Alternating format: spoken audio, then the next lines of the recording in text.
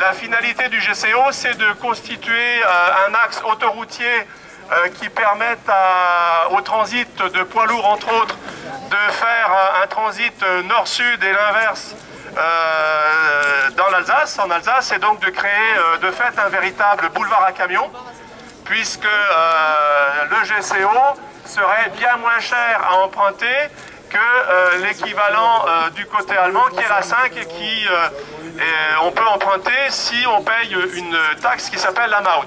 Et la Maut allemande est bien plus chère que le futur péage du GCO. Donc en fait la finalité du GCO, c'est pas désengorger Strasbourg et permettre à tout un chacun de pouvoir circuler mieux dans l'agglomération.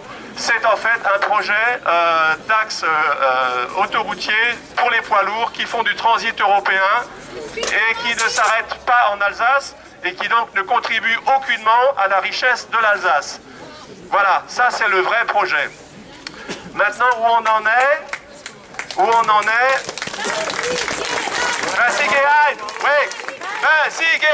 bon, on le dira après.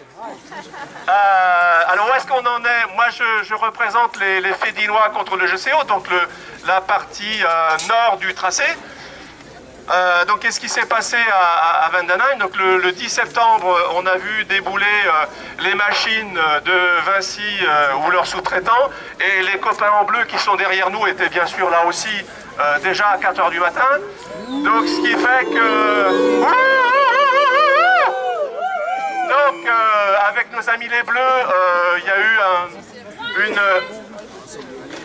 eu un gentil face-à-face qui nous a empêchés en fait de pouvoir intervenir et qui fait qu'on n'a pas pu empêcher ce déboisement. Donc je vous rappelle qu'à Vendenheim, en 2 jours, les sous-traitants de Vinci, qui s'appellent entre autres Holzinger, donc retenez bien ce nom parce que Holzinger, vous allez pourrir leur site en y allant et en mettant des commentaires dont je vous laisse la teneur. Donc Holzinger est un site qu'il faut absolument inonder de messages pour leur dire tout le bien qu'on pense d'eux. Donc ces entreprises en 2 jours ont réussi à dégommer 8 hectares de forêt.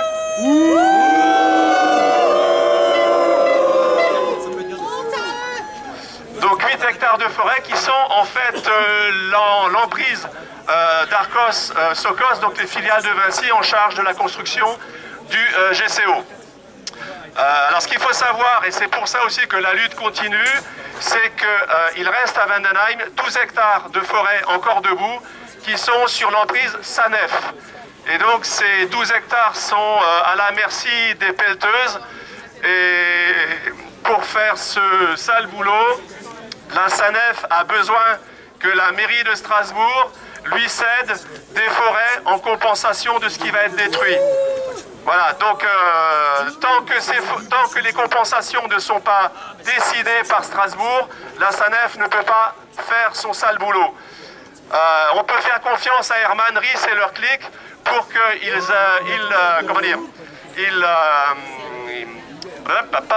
je me mélange. Il donne les autorisations.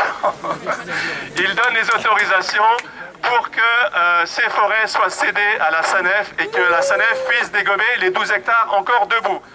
Donc ça, c'est aussi une des raisons de notre présence ici.